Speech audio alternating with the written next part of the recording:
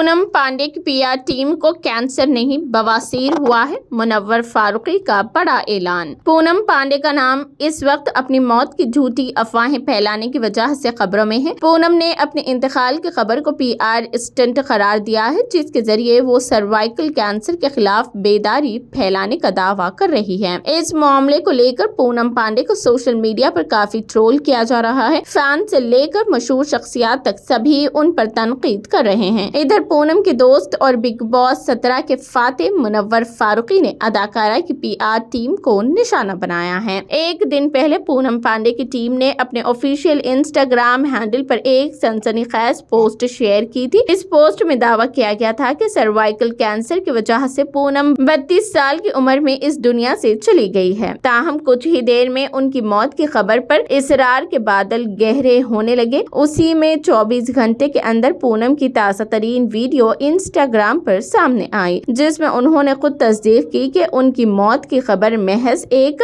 Publicity stunt थी, जिसके लिए उन्होंने मुआफी भी मांग ली है। अब मुनव्वर फारूकी ने पूनम पांडे की पीआर टीम के बारे में अपना रद्द अमल दिया है। मुनव्वर और पूनम को इस शो में एक साथ देखा गया है। मुनव्वर फारूकी और पूनम पांडे दोनों को ओटीटी रियलिटी शो लॉकअप में एक साथ देखा गया है। कंगना रनावत के इस शो में मुनव्वर और पूनम के दरमियान बहुत गहरी दोस्ती भी देखी गई है।